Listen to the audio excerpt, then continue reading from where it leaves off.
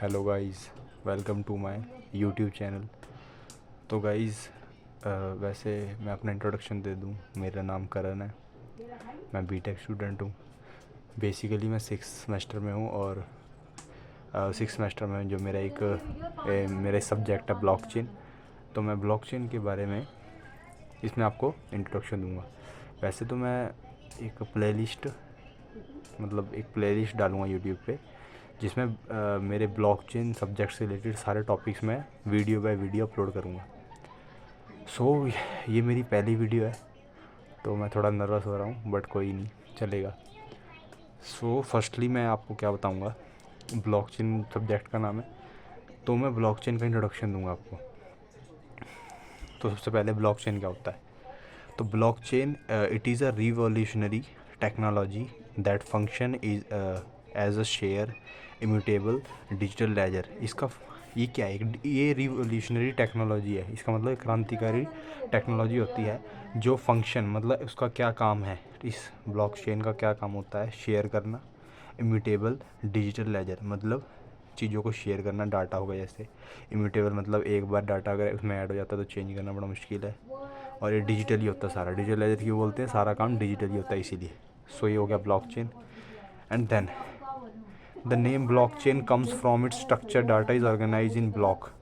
जो नाम पड़ा इसका ब्लॉकचेन, ब्लॉकचेन सब्जेक्ट है तो इसका नाम भी पड़ा होगा ब्लॉकचेन। तो वो क्यों पड़ा? तो कम्स फ्रॉम इट्स स्ट्रक्चर। इसका स्ट्रक्चर कुछ ऐसा था कि data is organise in block. जो भी इसमें डाटा ऑर्गेनाइज हुआ था वो ब्लॉक्स के अंदर हुआ था, इसलिए इसका नाम ब्लॉकचेन रख दिया। आगे और पढ़ेंगे। With each new block link to the one before it.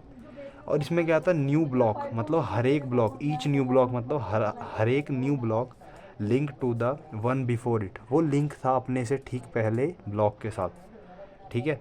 Forming a continuous chain. और एक क्या बनती थी इससे? कंटिन्यूस चेन बनती थी। जैसे कोई ब्लॉक है वो अपने प्रीवियस ब्लॉक से लिंक था, जिससे कारण क्या बनती थी? एक चेन बनती जा रही थी। और एक चेन कैसे बनती है?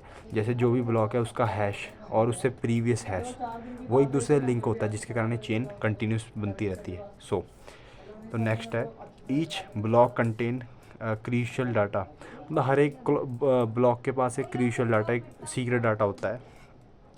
Such as a list of transactions. जैसे ट्रांजेक्शन्स की लिस्ट होगी, और time stamp and a unique identifier called a cryptographic hash. और एक टाइम स्टैम्प होता है एंड अ यूनिक आइडेंटिफायर, एक यूनिक आइडेंटिफायर होता है कॉल्ड अ क्रिप्टोग्राफिक हैश, जिसको हम क्रिप्टोग्राफिक हैश भी बोलते हैं। Unique identifier called cryptographic hash, इसका मतलब क्या है? क्रिप्टोग्राफिक हैश एक सीक्रेट हैश होता है, जिसको हम कोड बोल सकते हैं, जिस कोड का यूज़ करके, मतलब बेसिकली ये एक सीक्रेट कोड है जिसका यूज़ करके ब्लॉकचेन काम करता है। मतलब इसी हैश का यूज़ करके जो ब्लॉकचेन दूसरे से कनेक्ट होते हैं। ये है क्या? क्रिप्टोग्राफिक हैश है ना जो। तो मैंने एरो पा के यहाँ लिख रखा है यहाँ से यहाँ तक। तो this hash is generated from the block content. ये ब्लॉक के कंटेंट से जनरेट होता है। And the hash of the previous block. और जो प्रीवियस ब्लॉक होता है उसके हैश से। Ensuring that each block is tightly connected to the one before. और ये भी इंश्योर किया जाता है इसमें कि जो ईच ब्लॉक, हर एक ब्लॉक टाइटली कनेक्टेड है अपने से पहले, ठीक जो भी उससे पहले ब्लॉक हुआ उससे अच्छी टाइटली कनेक्टेड है या नहीं। ब्लॉकचेन, इस टॉपिक पे थे हम। ये जो मेन पॉइंट्स थे ये बता रहा था मैं। तो blockchain link structure makes data tampering detectable by altering hashes and breaking the chain. इसका मतलब क्या है? ब्लॉकचेन लिंक स्ट्रक्चर, ब्लॉकचेन जो लिंक स्ट्रक्चर होता है, मेक्स क्या बनाता है इसको? Makes data tampering detectable by altering. Data को ना डिटेक्टेबल बनाता है। टैम्परिंग डिटेक्टेबल का मतलब क्या है? कि डाटा को हम डिटेक्ट कर सकते हैं। कब? By altering hashes and breaking the chain. Hashes को बदलकर, हैशेस वही कोड होते हैं उनको बदलकर, and breaking the chain, chain को तोड़कर हम क्या कर सकते हैं? टैम्परिंग डिटेक्टेबल, उसको डिटेक्ट कर सकते हैं, क्योंकि उससे छेड़छाड़ तो नहीं कर रहा डाटा के साथ। ब्लॉकचेन का डाटा, उसके साथ कोई छेड़छाड़ ना कर रहा हो। सेकंड पॉइंट है, it act as a distributed database. ये कैसे कार्य करता है, कैसे काम करता है? तो ये डिस्ट्रीब्यूटेड डाटाबेस के ऊपर काम करता है। मतलब इसमें सारा डाटा डिस्ट्रीब्यूट होता है, बटा हुआ होता है। Storing transactions across the network. और क्या है? इसमें सारी ट्रांजेक्शन स्टोर होती है डाटा नेटवर्क के ऊपर। सारी transactions across the network, network के ऊपर स्टोर होती है। फिर है, each transaction is verified by the majority ensuring legitimacy इसका मतलब क्या है, ईच ट्रांजेक्शन, हर एक ट्रांजेक्शन इसमें क्या होती है, वेरीफाई बाय द मेजॉरिटी, मतलब मेजॉरिटी जो ज़्यादा, जैसे दो टीम है, टीम ए टीम बी, टीम ए में 10 मेंबर्स हैं तो और टीम बी में 5 मेंबर्स हैं, तो अगर टीम ए में मेजॉरिटी मतलब वो उसको ट्रू बता रहे हैं तो उसको माना जाएगा, ना कि टीम बी को। तो इसका ये मतलब है। तो हर ट्रांजेक्शन वेरीफाई होगी मेजॉरिटी के द्वारा। इंश्योरिंग लेजिटिमेसी का मतलब है उसको मतलब वैधता प्रूव होगी, लीग जैसे लीगल कोई चीज़ होती है तो वही चीज़ है। फिर फोर्थ पॉइंट है this decentralisation prevent any single party from manipulating the data. ये जो डिसेंट्रलाइज है, डिसेंट्रलाइज मतलब क्या होता है, no single authority control it, मतलब कोई भी सिंगल पर्सन है इस पूरे सिस्टम को कंट्रोल नहीं कर सकता, तो वही है। और जो डिसेंट्रलाइज है, ब्लॉकचेन भी इसी पर काम करता है। तो जो डिसेंट्रलाइज है वो प्रिवेंट करता है any single party from manipulating the data, मतलब कोई भी सिंगल पर्सन ब्लॉकचेन के डाटा में छेड़छाड़ नहीं कर सकता, मैनिपुलेट नहीं कर सकता। अब कुछ जो ब्लॉकचेन के इम्पोर्टेंट जो डिटेल है वो बताऊंगा मैं आपको। तो ब्लॉकचेन किस पे काम करता है, तो ब्लॉकचेन के अंदर क्या होता है, डिसेंट्रलाइज एंड डिस्ट्रीब्यूटेड। इसका क्या मतलब है, means no single authority control it.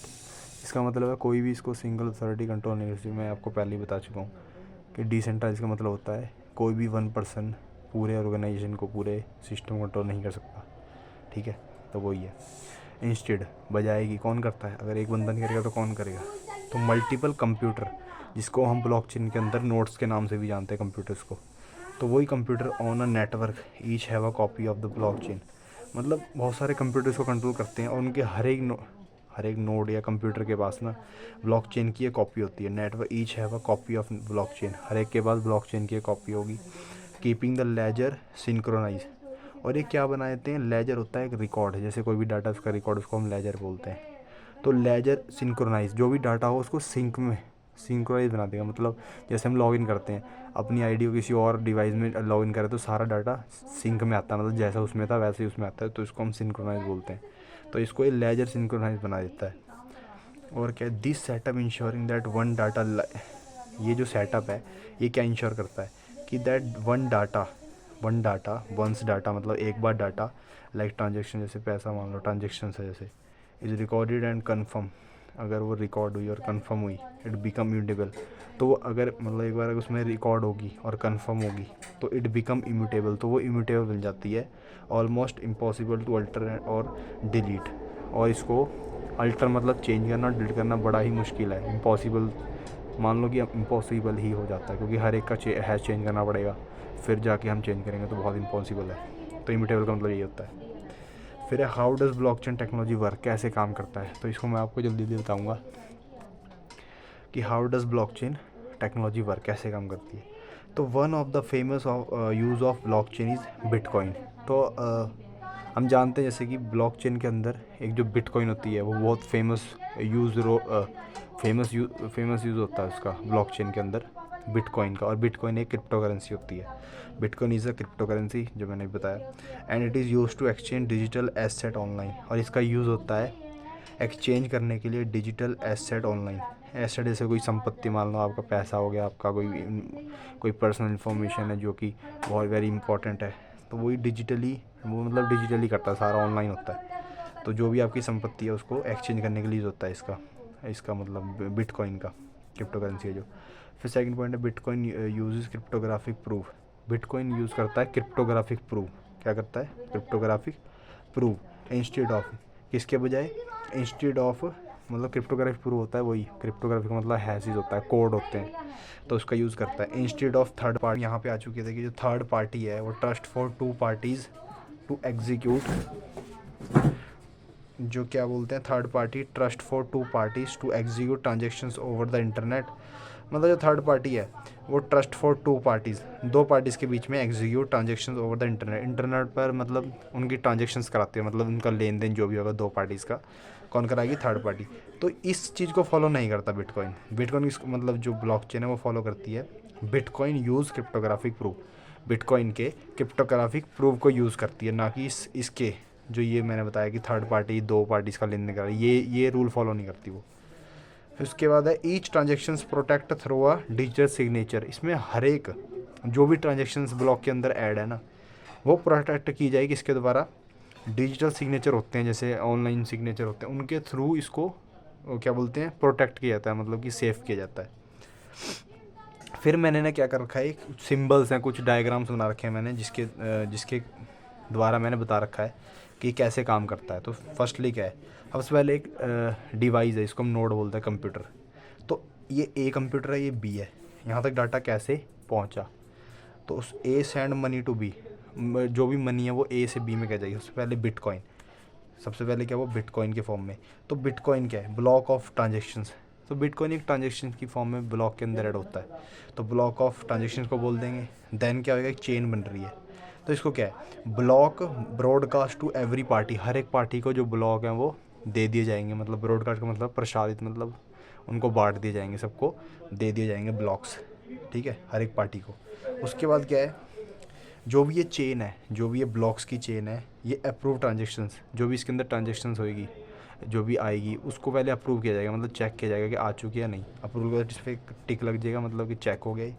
उसके बाद क्या होगा, जो भी ये बिटकॉइन था, ये क्या हुआ, नेक्स्ट जो भी बिटकॉइन होगा उसमें इसको ऐड कर दिया जाएगा, जिस कारण ये चेन बनेगी।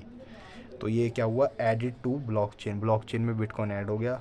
देन जो ए डिवाइस था, इस प्रोसेस के कारण बी डिवाइस में जो भी डाटा ट्रांजेक्शन्स था, जो भी बिटकॉइन था ट्रांजेक्शन की फॉर्म में, वो इस बी डिवाइस में ऐड वो हो जाएगा, ट्रांसफ़र हो जाएगा। Money move from A to B, जो भी मनी है वो ए से बी डिवाइस में मूव हो जाएगी।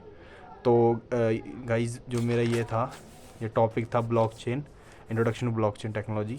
इस वीडियो में यहीं तक है। नेक्स्ट वीडियो में मैं आपको ब्लॉकचेन का डिसेंट्रलाइज के बारे में बताऊंगा। So thank you watching for my YouTube video, and like and subscribe my YouTube channel, and share